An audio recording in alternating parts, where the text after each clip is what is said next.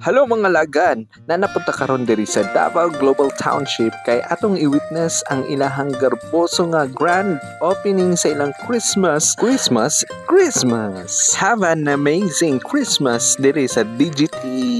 Og sa dihang wa na ko'y naabtan kay humanan na ilang pasundayag. Moday nila ang tent no ganina sa grand opening nila og diri sa gawas na ay pinakadako nga Christmas tree sa Davao Global Township. Actually daghan sila nga mga Christmas tree pero ang nasa to nga mo'y pinakadako og kanang na decoration. Ang the rest is mga lights lang tapos na mga LED wall na naka-set up sa kilid-kilid. So pag mga ani nga setup nun adyo ko'y mahinumduman katong mga project na mo sa isa ka LGU nga grabe ka pressure nga burajog kanang basta di na ko magsaba. Pero anyway, pasalamat pud mi. Project na napasubo jud ko kay wala na option tapos 1 week lang namo siya gibuhat. Kilat kaayo. Aside sa ilang pa Christmas tree na po'y mga inflatables diri sa gawas.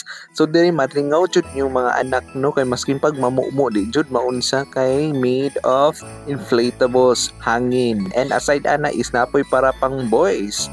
Airsoft, arcade o lobster pot. Ayan, iitsa nimo ang bula para ma-shoot sa balde. Then daghan kay tao diri sa na maligya og tsinelas nga mga tag 500, 700 ang pair. Amot sa gamit ana og napod diri mga pizza, south wing, mga kananan, mga namaligya og mga souvenirs, mga unique items na adiri tanan makita nimo. No, kare lang jud nga night market. Happy days na po diri. Halos kompleto naman ang mga pagkaunan diri. Naay chicken, naay Korean, naay mga lechon, naay mga sisig ug mga ukay-ukayan daghan kayo diri malingaw jud mo ug napo diri ka ng mga toy sa bata pero kani daw na-interview nako sa kanalingaw jud ko sa ilang madulaan no. Everything is made of wood nga naka-carve. Very unique jud kay siya nga items og karon wala na pud din sila diri kay one day lang pud sila diri ang Brain Linker. Check sa Facebook karon na napud ta sa booth sa All Things Bright. So usually mga baligya nila diri is mga pang Christmas decor.